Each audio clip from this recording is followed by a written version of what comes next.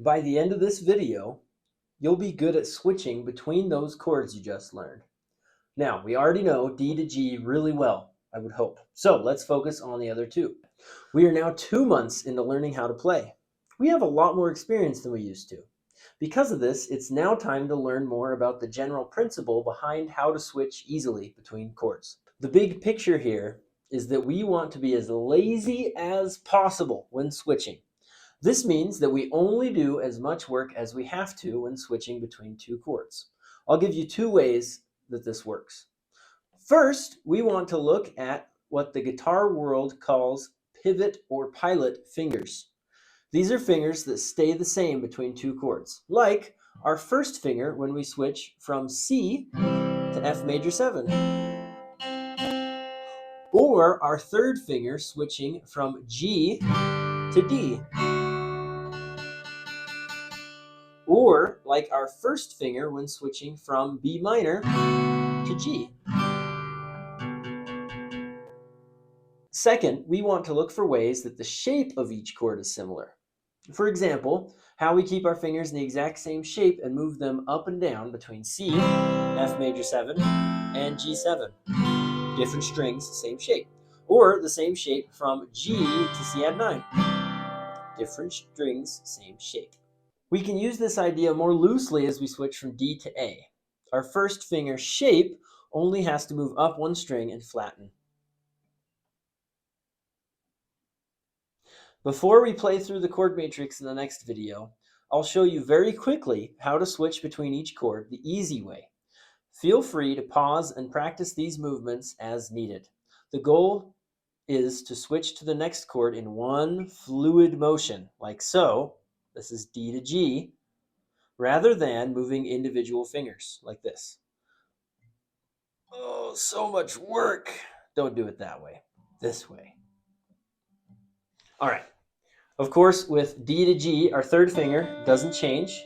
As far as the other two, picture with me a circle, and the middle of the circle is the middle of those strings. Our fingers are going to rotate around that circle, with our middle finger staying on the outside and making that big move, and the first finger staying on the inside of that circle, spinning around. Like I said, it's a little strange, but see if it works for you. D to G. I'll play that 2 more times. All right, once more.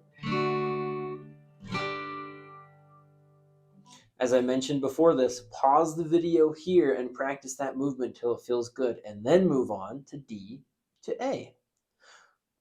Now, when we switch from D to A, our first finger goes up a string and then flattens, and that's it. I'll play this once more. All right, in D to B minor, we're going to do some big thinking.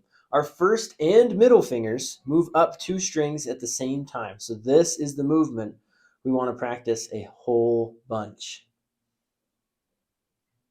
And once we move up there, we throw the third finger in at the bottom. So here's what that looks like ideally. I'll go fairly slow. 2 more times.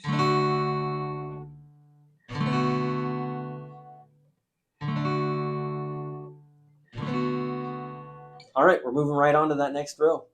From G to A, we just move our first finger down 1 string and flatten. So instead of D to A, where we move up 1 string, it's G to A, and we move down 1 string with that first finger. I'll show you 3 times, kind of slow. G, move it down 1 and flatten. G, down 1, flatten. Last time. G, move it down and flatten. Pause if you need to, work on this, and then hit play and continue on to G to B minor. This one does have a pivot finger. We pivot with our first finger staying down. Our middle finger makes the big move, while our third finger just moves down and over 1 string and fret. So it's almost like the switch to D, other than we don't move our first finger. Let's do it 3 times. Your middle finger makes that same exact motion it does for G, or from G to D. 1 more time.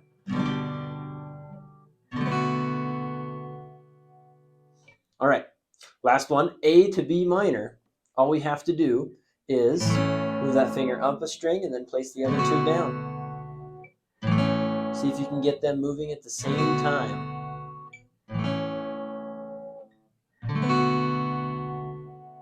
All right, you've paused the video in between each chord that I showed you, and you feel fairly comfortable with all this by now. If not, go ahead and go back. Take as much time on this as you need. This is the most important thing that we're going to do today. Once you feel reasonably comfortable with all these, head over to the next video and play through the chord matrix with me.